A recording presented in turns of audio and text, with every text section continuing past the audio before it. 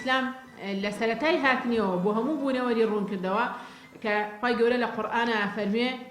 يا أيها الناس اتقوا ربكم الذي خلقكم من نفس واحدة وخلق منها زوجها أي إنسان كان يا أيها الناس أي هم مروباتي أقدار بن لو خوايا صلب كانوانو بيجويب كان كشيا كلا يجنفس درستي كنون خلقكم من نفس واحدة يعني هموتان ليكشد درس بن ليكسر تاوهاتون بۆ ئەم ئینسانە بوونەوەرەی کە دروستی کردو خی پەروەردگار لەسەر زەویە هاوتاکەی خۆی هاوشێوەکەی خۆی لەم سەرچاوەیەوە دروست کردو کە خێزانەکەیەتی خەلق منها زەوجها و هەر لەم دوانەشەوە باقی بوونەوەری دروست کردووە لەم ئاەتەیە و لە فەرمودەیەکی پێغەمبەری خوا صلی الله علیه وسلم کە فەرمێ النساء شقائق الرجال ئافرەتان هاوتا و هاوشێوەی پیاوانن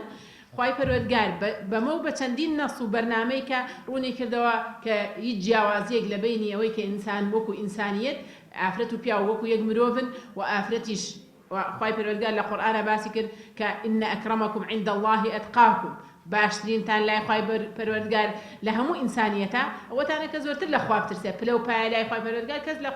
کەس لە کەس گەورەتر نییە و بە شێوەی جلو و بەرگ و باڵێن ڕەگەز و ئەمانە بە ئینسان جا ناکرێتەوە لای خوای گەورە بەڕێزترینمان ئەوانەمانە کە زیاتر پارێزکارە و لێرە و لە چەندین ئاەتی کە خوای پەروەردگارەوەی بۆ ڕوونکردینەوانە کە ئافرەت بوون و ئەوە مەرج نییە بۆ پلە و پایە ئینسان لە خوای پەروەردگار لە ئاەتێکی قورئانە باسی کرد من عمل صالحا من ذكر أو أنثى وهو مؤمن فلنحيينه حياة طيبة ولنجزينهم أجرهم بأحسن ما كانوا يعملون کێ کردەوەی چاکاکە لە پێوەەر لای خوای پەروەردگار بە چاکە و خراپیە نەک بە ئافرەت بوون و پیاو بوون نەک ڕێز و پلە بە دەوڵەمەندی و فەقیری گەورەی و بچووکی خوای پەروەردگارە فەرمی هەر کەس کردەوەی چاکە بکات چ نێر بێت چمێ بۆی بە تەکید بۆمان دڵنیا بکاتەوە کە ئەمە ئەساس نییە لای خوای پەروەردگار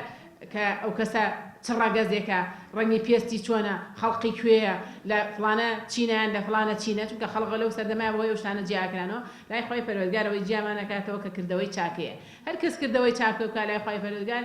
پلەپایی هەیە و لای خوای پەروەردگار ئەجر و پاداشتی هەیە خوای پەروەردگار بەڵێنەدا هەر کەس چاکە بکات لای خوای پەروەردگار پاداشتی هەیە و لە ژیانی دنیاشا خوای پەروەردگار ژیانی ئاسوودە و ئارامی پێ ئەبەخشێت یەکەم ئافرەت کە ئیمان بە پێغەمبەری خوایانە صلی الله علیه وسلم خێزانەکەیەتی یەکەم کەس کە لە پێناوی ئەم ئاینایە شەهید دەبێ سومەیەیە دایکی عەمار ئەویش هەر ئافرەتە و ئافرەتان لەو سەردەمایە هەر لە سەرەتای هاتنی بانگەوازەکەەوە ڕۆڵی کاریگەریەکی باشیان هەبوو کە لە گەیاندنی ئەم بانگەوازە لە کارکردن لە کۆمەڵگەیە تەنانەت یەکێ لە گرنگیەکانی بانگەوازی ئاینی خۆمان یەکێ لە خاڵە گرنگەکانی ئەوە بوو کە ئافرەتان و پیاوان لە تکایە کۆمەڵایەتیەکانە لەوەی کە لە کۆمەڵگای گوزەرێ بە هەمان شێوەی پیاوان بەشدار بوون نوێژی جەماعەت یەکێک بوو لەو چالاکیانەی کە لە سەردەمی پێغەمبەری خوا صلی الله علیه و سلم دوای ئەوەی چوونە مەککە مەدینە لە مەککە و هیجرەتیان کرد بۆ مەدینە پیاوان شوێنێکیان دروست کرد بۆ نوێژکردن بۆ پەرستشی خوای گەورە 5 جار ڕۆژانە بچن لەوێ نوێژ بە جەماعەت بکەن بە هەمان شێوە ئافرەتانی ژۆک و پیاوانە چوون بۆ نوێژی جەماعەت ئەمە بۆی ئەوەی پیشان بە جیاوازی نییە لە بینی پیاوان و ئافرەتانە لای خوای گەورە هەردووکیان بەرپرسیارەتیان هەیە بەڵام هەندێک ئەرگ لەسەر ئافرەتان سوکرا یعنی بە واجب دانەدا پیاوان واجب بوو بچن بۆ جیهاد لەسەر ئافرەت واجب نەکرا چونکە حسابی ئەوەی بۆ کرا ئافرەت دایکە و ئەرکی ماڵەوەی قورسە بۆ ئەگەر توانی بچێت ئەگەر نەیتوانی نەچێت پێغەمبەری خوا صلی الله علیه و سلم فەرمووی لا تمنعوا إماء الله مساجد الله ڕێگە لە بەندەکانی خوا لە ئافرەتان یعنی بەندەی خوا لە ئافرەت ئیما لە بەندەکانی خوا ڕێگان لێ مەگرن لە ئافرەتەکان کە بێن بۆ مزگەوت واتە ڕێگان لێ نەگیرێ بەڵام بە واجبیشی دانەنا نوێژی جەماعەت ئەگەر پیاو لە ماڵەوە نوێژیان کردایە و نهاتنا بۆ جەماعەت پێغەمبەری خوا صلی الله علیه و سلم سەرزەنشتێکردن و گلەی لێکردن بەڵام بۆ ئافرەت وانە بوو کێب هاتایەوە خێری خۆی کرد بوو ئەوەیش نەهاتایە ئەمە خاترگرتن بوو لەبەرەوەی کە ئافرەت ئەرکێکی قورستری هەیە کە دایکایەتیە کە خزمەتکردنی مناڵەوە پێغەمبەری خوا صلی الله علیه و سلم زۆر جار ئەیفەرموو زۆر کات ئەمە نوێژەکەم درێژە پێ بەم قورئان زۆرتر بخوێنم بەڵام کە گوێم لە دەنگی مناڵێگە بێ ئەگری بۆ دایکی نوێژەکە کورتەکەمەوە بۆ مانایی پێغەمبەری خوا صلی الله علیه و سلم مەبەستی بۆ ئافرەتان لە هەموو چالاکی کۆمەڵایەتیەکانی کۆمەڵگەی ئیسلامیدا بەشدار بن نەک هەر ئەمە ئافرەتێک دێتە خزمەت پێغەمبەری خوا صلی الله علیه و سلم فەرمێ پیاوان هەموو بەشەکەی تۆ یعنی بوون لە لای تۆ بەشە چاکەکەی بۆ ئەوانە چونکە ئەوان لە خزمەتتان لە کاتی نوێژ لە کاتی جیهاد و لە چوونە دەرەوە و لە گەڕان و زۆربەی شتا بەڵام ئێمە کەمتر مەجالمان هەیە لەگەڵ لە خزمەت جەناب تابین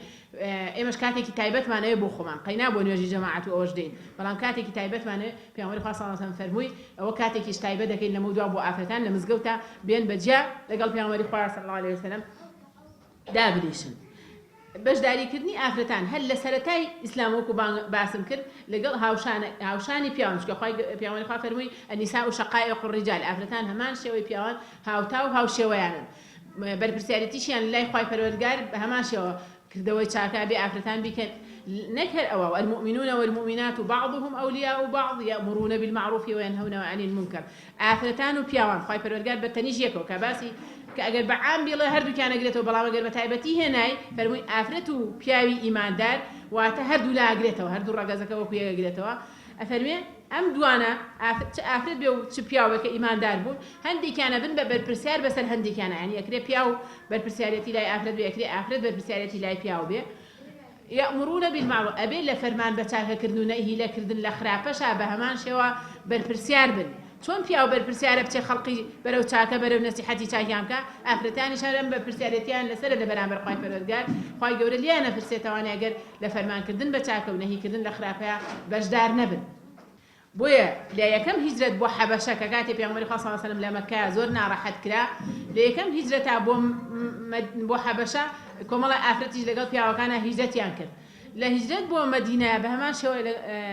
لقل هندي لأفرت كان لخدمة بالين پیامبر خاص صلى الله عليه وسلم هجرة ينكر لو أنا تيانا هبو لقل هاوسريا لقل براء لقل خدمة كانيا كنا راحت كرا بو لمكة هجرة ينكر بو مدينة بۆیە لە دامەزراندنی دەوڵەتی ئیسلامیەوە بە هەمان شێوە ئافرەتان و پیاوان هاوشانی یەکتر بوون تەنانەت ئەوەی کە زۆر باو نەبوو لەو سەردەمەیە ئافرەت بەشداری تیا بکە لە جەنگ و غەزایە بوو پێغەمبەری خوا صلی الله علیه وسلم هەم خێزانەکانی خۆی هەر جارێکی تیانە بر بۆ جەنگ و غەزاکان کە ئەچوە دەرەوانێ بۆ بانگەوازی ئیسلامی بۆ سەحابەکانیش لە ئافرەتەکان تیانە هەبوو ئەچوو و ئافرەتێکیانە گەڕێتەوە ئێمە لە خزمەت پێغەمبەری خوا صلی الله علیه وسلم کاچین بۆ غەزا یان برین پێچیمانە کرد یاخود خواردنمان دروستە کرد و زۆر جارەگەر کاتی ناڕەحەتی و تەنگانە بواشم شێریشمان هەڵەگرت دیفاعمان لە موسڵمانانە کرد کاتێک کە هێرشیان بۆ بردن بێ باوەڕان ئەوان دیفاعیان لە خۆیان پێ کرد و دیفاعیان لە هاو شێوەکانیانە کرد لا براکانیانە کرد و یەکێ لەو ئافرەتانای گەڕێتەوە کاتێک سەحابەیەکی گەڕێتەوە فەرمێ کاتێک کە لە کاتی تەنگانەی غەزای ئوحودا کە پێغەمبەری خوا صلی الله علیه وسلم لە هەموو لایەکانە ڕم و قەڵغا بڵێن ڕم و تیریان تێ ئەگرت و هێرشیان بۆ هێنا یەکێ لەو ئافرەتانە کە لەوێ بوو خەریکی برین پێچی بوو ئەڵێ تاوی یایە شمشێرێک کە باسێکات ئافرەتێکی ئەنساری بوو ئەفەرمێ لە هەر شوێنێکەوە پیامبەری خوای فەرموو هەر لە هەر شوێنێکەوە بینی ئەو ئافرەتەمە بینی خۆی خستە بەر ئەو تیر و ئەو شتانەی کە بۆ پیامبەری خوا صلی الله علیه وسلم بۆی بەر ئەو بکەی و بەر پیامبەری خوا نەکەی صلی الله علیه وسلم بۆیە ئافرەتان ئەوەی کە باو نەبوو لەو سەردەما بەشداری جەنگ و غەزا بن لەوەشا بەشداریان کرد و بەو شێوەیە ڕێگە پێدراو بوو بۆیان بە هەمان شێوە سەرجەم چالاکیەکانی کەی کۆمەڵگا کە بۆ ئافرەتان وەکو باسم کرد ڕێگەیان پێدراوە بەشدار بنتیایە و مەشورەتیان پێکراوە پیامبەری خوا صلی الله علیه وسلم خۆی مەشورەتی بە ئافرەتان کردووە لە زۆر شتا یەکێ لەوانە پیامبەری خوا صلی الله علیه وسلم لە غەزای حودەیبیە مەشورەت بە ئافرەتان دەکات خێزانەکەی کاکەوتم بۆ هەر جارەی خێزانێکی بردو لەگەڵ خۆیان لەو ئەو جارە بۆ عەمرە چوبوون بەڵام ڕێیان لێگرتن سڵحی حودەیبیە کرا ئیشارەتی بۆ کرد کە پیامبەری خوا صلی الله علیه وسلم بە سەحابەی وت بەڵام زۆر نیگاوتی إحرامەکەتان بشکێن و ئەگەڕێینەوە ئەم ساڵێکی کردینەوە زۆریان پێ ناڕەحەت بوو کە هاتوون بچن بۆ لای بیت بۆ سەردانی بیت بۆ عەمرەکردن بەڵام ڕێگەیان لێگیراوە فەرمووی ئەمە ئەمڕۆ ئەم ساڵ وا ڕێکەوتی نەیکەین زۆر پێ ناڕەحەت بوون بۆ کەسێک لە شوێنی خۆی نەجوڵا لەو کاتە کاتێک چووە مەشورەتی بە ئومو سەلەمە کرد ئومو سەلەمە فەرمووی ئەی پێغەمبەری خوا صلی الله علیه وسلم بۆ خۆت بیکە وانیش بە دواتایکەن و مەشورەتەکەی جێبەجێ کرد پێغەمبەری خوا صلی الله علیه وسلم و لە دوای ئەویش سەحابەکان بە هەمان شێوە جێبەجێیان لە کۆمەڵگەیە خوای پەروەردگارش ڕێگەی داوە بە ئافرەتان بەشداری سەرجەم کایەکانی کۆمەڵایەتی بکەن لە مقابلی ئەوەیە وای داناوە کە ئافرەت وەکو ئینسان مامەڵەی لەگەڵ کرێ بۆیە حیجابی لەسەر فەرز کردووە حیجاب و خۆداپۆشین یەکێکە لەو ڕێگەیانەی کە ئافرەت لە ڕێوە کاتێک کاچێتە دەرەوە تێکەڵاوی کۆمەڵگاکە وەکو ئینسان معاملەی لەگەڵ کرێت وەکو جەستە و ڕەگەز و ئەمانە معاملەی لەگەڵ نەکرێت علمی تازەش ئەمڕۆ سەلمێنێک ئەگەر باڵێن ئێمە